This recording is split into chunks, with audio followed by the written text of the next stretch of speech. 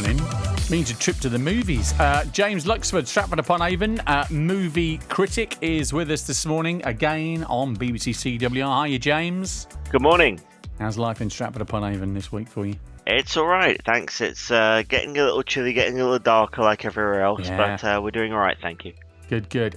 So, first of your picks is a movie that's out in the cinemas as from tomorrow. Yes, as from Friday in cinemas, it's Mogul Mowgli. Riz Ahmed stars as a British Asian rapper whose life is turned upside down by a debilitating illness while visiting his family in London. Yeah, I'll ask you where you're from. Now, where you really from? The question seems simple, but the answer's kind of long. Britons are bored and I love a cup of tea and that. But where my genes are from, people don't really MC and that.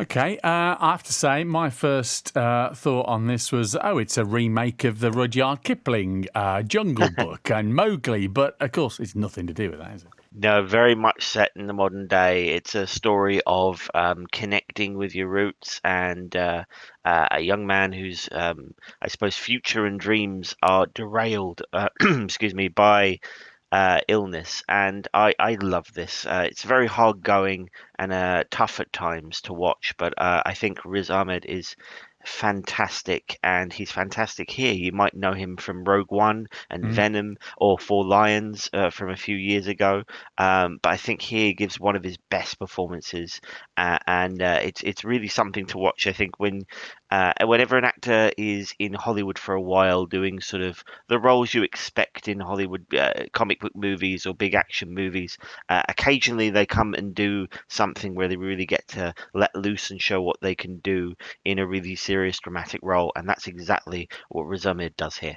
Mowgli opens in cinemas across Coventry and Warwickshire tomorrow. Your next pick is on the telly on Friday night. Yes, Friday, ITV2 at 9 p.m. It's It Chapter 1, the recent hit adaptation of Stephen King's novel about a group of children terrorized by Pennywise, a clown that takes the shape of their worst fears. When you're a kid, you think the universe revolves around you. You think that you'll always be protected and cared for. Then, one day, you realize that's not true.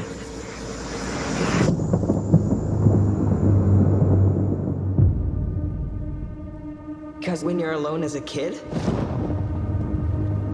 the monsters see you as weaker.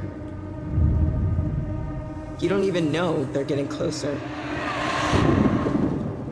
Timely, of course, with Halloween weekend, I'm sure, James. But I know, like me, you're not necessarily a fan of the horror genre, and there'll be many who'll say, well, look, you can't. You're messing with an original there in It, and this being a remake. Does it stand up to the original? I think it does. It's a great adaptation. It's tough to live up to the 80s version with Tim Curry, as you said, but I think this does a really good job. It's definitely not for the whole family, and even some adults might find it challenging. I know I did, but if you like scares and if you like, the real dark places that Stephen King stories take you, then this is a really good choice. Okay, and final pick, again, with Halloween in mind, and this is a bit more family-friendly, isn't it? Yes, ITV2 Saturday at 2:50. It's Hotel Transylvania. Adam Sandler voices Dracula in an animated film about a vacation spot for monsters that is discovered by a human. Ever since she was born, I've wanted to protect my little ghoul. So I created a place where all monsters could be safe. From them! Humans hate us. They're vicious and they're very loud.